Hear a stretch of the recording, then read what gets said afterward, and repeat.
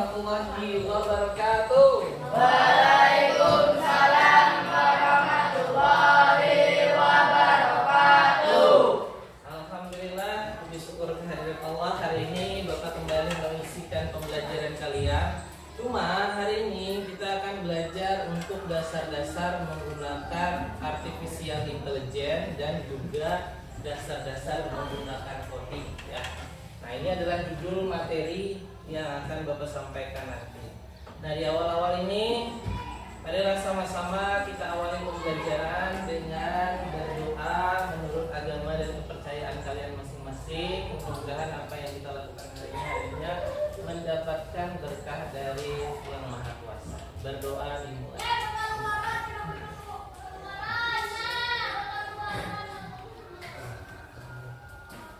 Oke, berdoa selesai.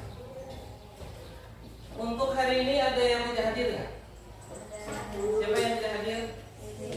Sirin. Kenapa Sirin? Sakit ya? Ya udah, kita berdoa mudah-mudahan sembuh. Baik, siswa sekalian, di awal ini sudah Bapak tampilkan ya mengenai tampilan bentuk seperti ini. Ini adalah salah satu materi yang perlu kalian ketahui sebelum nantinya kita praktek gimana cara menggunakan AI atau artificial intelligence. Nah, di sini judulnya adalah pemecahan masalah sehari-hari melalui berpikir komputasi. Pernah dengar kalimat ini sebelumnya? Pemecahan masalah sehari-hari, ya kan? Pasti semuanya udah tahu bahwa kita semua sebagai manusia itu punya masalah masing-masing. Kalian punya masalah, Bapak punya masalah, orang lain punya masalah, sehingga tidak perlu kita terlalu membuat diri kita seakan-akan masalahnya paling besar. Semuanya punya masalah. Cuma yang jadi poin intinya adalah gimana caranya kita mencari penyelesaiannya atau pemecahannya dengan berpikir secara gimana sih masalah itu bisa kita selesaikan, gimana sih masalah itu bisa terselesaikan dan mendapatkan solusi dari setiap masalah yang kita hadapi. Oke, ini judulnya. Sekarang tujuannya, perhatikan di sini. Tujuannya setelah mengikuti pembelajaran ini peserta didik mampu memahami permasalahan sederhana dalam kehidupan sehari-hari, kemudian menerapkan langkah-langkah penyelesaian sistematis, dan yang terakhir menuliskan instruksi logis dan terstruktur dengan kosakata dan simbol. Sebenarnya ada lagi ya. Dan yang selanjutnya itu adalah menggunakan AI atau menggunakan artificial intelligence untuk membantu kita menyelesaikan masalah. Itu tujuannya. Sekarang kita pahami dulu apa itu yang disebut sebagai berpikir komputasional. Di sini bisa dibaca ya. Berpikir komputasional itu adalah cara berpikir untuk menyelesaikan masalah secara logis dan sistematis. Kalau masalahmu tentang uang, misal ya kan, kayak duit, tidak mungkin kita cari solusinya dalam bentuk hal yang tidak ada hubungannya dengan uang. Masalah dengan teman tidak bisa dipecahkan dengan solusi yang tidak berhubungan dengan teman. Algoritmanya akan menampilkan gambar-gambar tentang seperti. Oke, nah sekarang kita bahas satu persatu. Apa saja sih dekonstruksi, pengenalan pola, abstraksi, dan algoritma? Nah ini bisa dilihat ya. Dekonstruksi masalah artinya memecah masalah-masalah besar menjadi bagian kecil yang mudah diselesaikan. Misalkan nilaimu matematik masalah secara efisien, melatih berpikir kritis dan logis. Nah ini yang kalian harus betul-betul ya. Bapak tuh selalu mencoba menggiring kalian untuk berpikir kritis dan logis. Jadi jangan berpikir sembarangan. Dan yang ketiga, membiasakan berpikir sistematis dalam mengambil keputusan. Contoh, mengatur jadwal belajar. Kemudian abstraksinya, fokus pada waktu untuk rute. Jadi fokus pada masalahnya apa? Bangun telat. Kemudian algoritmanya, jika hari Senin sampai atau Rabu, bangun 15 menit lebih awal, pilih rute alternatif via jalan A. Nah, di sini Berarti otomatis solusinya adalah ketika kalian hari Senin misalkan terlambat 10 menit atau 20 menit, maka bangunlah lebih awal dari waktu seharusnya. Oke. Nah, ini algoritma contohnya. Algoritma langkah-langkah yang harus jelas, terukur, dan dapat diulang. Contoh algoritma mencuci tangan. Kira-kira langkah-langkah dalam mencuci tangan seperti apa? Kalau masalahnya tanganmu kotor, kita mau bikin langkah-langkah penyelesaiannya. Pertama buka keran dulu, ya kan? Kemudian basahi tangan, gunakan sabun, gosok tangan selama 20 detik, bilas tangan, dan tutup keran. Sesimpel itu. Jadi jangan terlalu berpikir terlalu banyak tentang hal komputasional ini. Jadi yang penting urutannya jelas, solusinya seperti apa, dan hasilnya seperti apa yang kita inginkan. Oke. Nah sekarang dalam menyelesaikan masalah ini tentu bukan hal yang mudah ketika kita masih baru-baru belajar komputasional. Ya kan, kita harus mencari ini, mencari itu, mencari ini, dan lain sebagainya. Ada cara instan yang bisa kita pakai untuk membantu kita dalam memecahkan suatu masalah, baik itu masalah pelajaran, baik itu masalah-masalah yang ada di kehidupan sehari-hari, yaitu dengan menggunakan teknologi yang disebut sebagai AI atau Artificial Intelligence atau kecerdasan artifisial. Ada banyak hal. Jadi kalian semua ada yang kenal AI sebelumnya. Kira-kira aplikasi apa yang bisa digunakan untuk AI? Ada yang pernah coba? Hah? Cici, oke, bagus. Ada lagi nggak? Meta, oke, betul. Ada banyak macam ya. Ada Gemini, ada ChatGPT, ada DeepSeek, dan macam-macam. Dan ada AI untuk istilahnya masalahnya misalkan kalian mau bikin konten nih, tapi malu misalkan mau atau penampilannya masih kurang percaya diri. Nah itu bisa diedit lewat AI. Jadi AI sekarang sudah berkembang pesat sedemikian rupa membuat apapun yang mau kita lakukan dalam beberapa hal itu bisa membantu. Jadi itu permasalahan yang akan kita selesaikan. Nah, sekarang di sini Bapak sudah ada punya 6 kelompok, ya. Sekarang kalian bentuk kelompok sesuai dengan apa yang sudah Bapak arahkan tadi. Berbaris ini. Satu kelompok akan dapat satu kelompok untuk dipakai. Silakan semuanya. Didekatkan anunya, dekatkan kursinya, mejanya. Ya. Dan bisa di sini. Oke. Setelah kalian membuka kelompok, klik tambah di atasnya sini. Itu kan masih pakai ruang GTK. Nih di sini nih. Sini ada tanda tambah. Klik tambah. Ya, silakan klik tambah di sini. Akhirnya menambah Windows. Yang sebelahnya hapus saja. Sebelahnya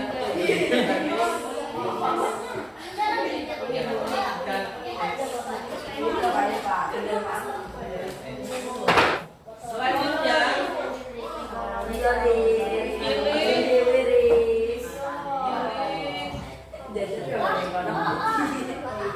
ChatGPT yang ini. Tulisannya ChatGPT. Cek itu. Dapat?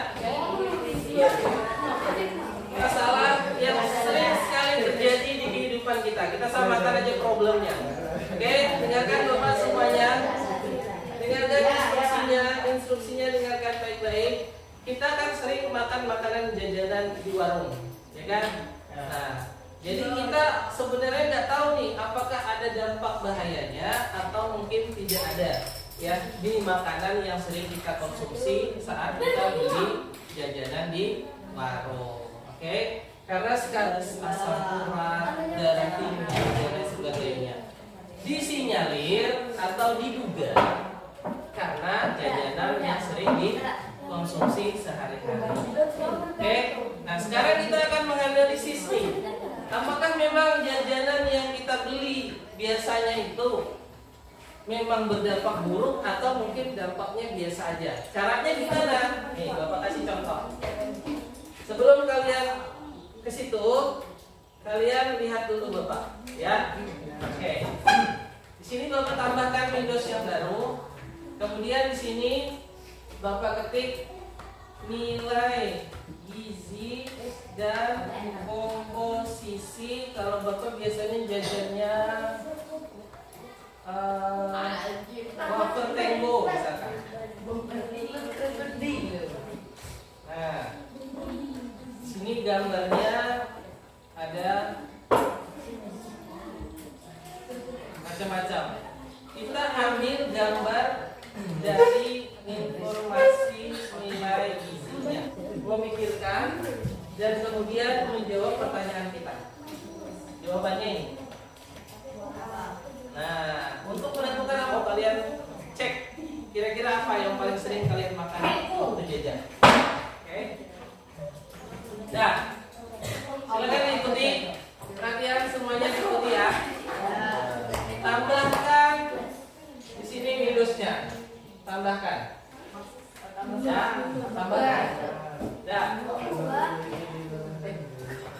Bisa? Oke, tambah ChatGPT-nya jangan ditutup. Dituliskan di kertas ini.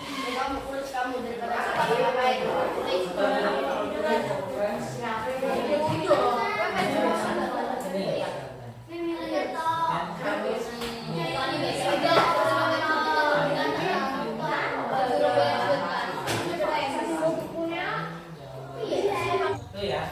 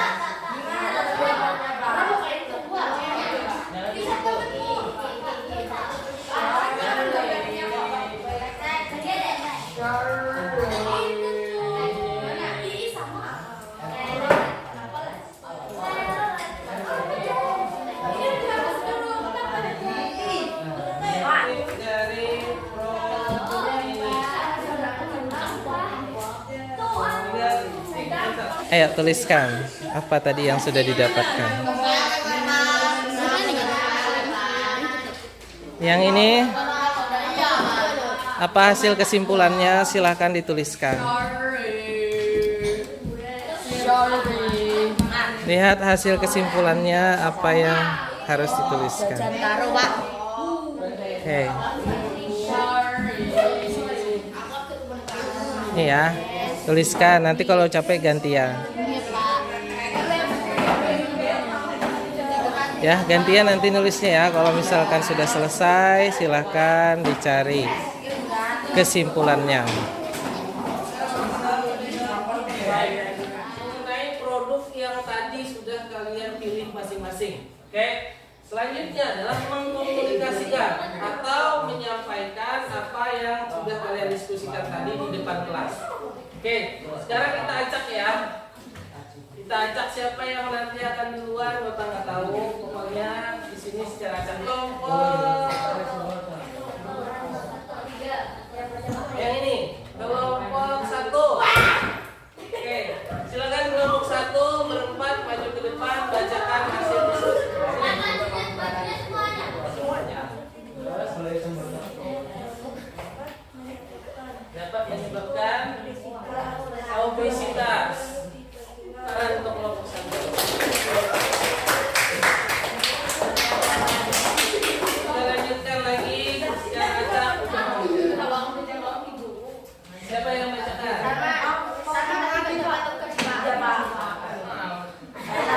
Baca yang keras, yang lainnya perhatikan.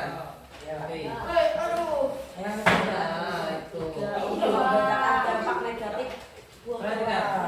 Ya, silakan, Benang. Saya perwakilan dari kelompok 4 ingin membacakan dampak negatif dari pop es avocado bagi kesehatan. Nah, dengarkan. 1. Kalian sering Tinggi makan kan? gula Gulanya tinggi. 17 gram ke atas per saset.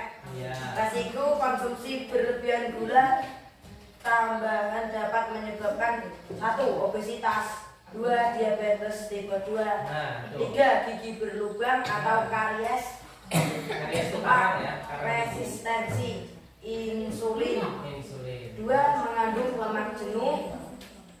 Terus Produk ini mengandung krimer nabati yang seringkali dibuat dari lemak trans atau minyak sawit terhidrogenasi. tawa dulu. Resiko meningkatkan kadar kolesterol jahat LPL. Terus Resiko penyakit silakan tepuk tangan untuk Oke, lanjut ya. Lupa masih catat apa yang sudah kalian diskusikan. Perhatikan di sini semuanya ke depan walaupun sudah kelompok satu. Perhatikan bawahnya AB yang ada di depan. Yang silakan. Nah, apa taruh? 1. Kandungan garam atau natrium tinggi. Iya. 280 mg natrium per 20 gram. Ya. Iya. Risiko bisa meningkatkan kolesterol jahat atau LDL dan meningkatkan resiko penyakit jantung. Iya.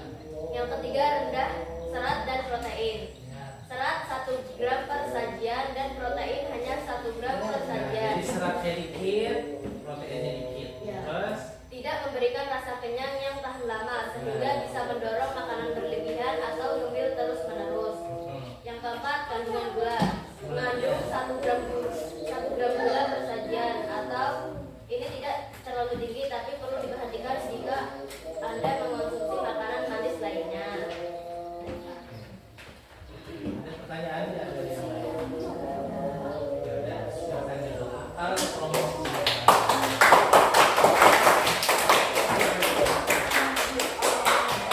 Ya, semuanya presentasi. Alhamdulillah semuanya sudah menyampaikan apa yang menjadi kesimpulan dari kelompok masing-masing. Nah, sekarang kita akan masuk ke bagian penutupnya, yaitu kesimpulan dan refleksinya. Ya, apa yang bisa kita simpulkan hari ini? Yang pertama adalah kita bisa mengetahui cara berpikir komputasi.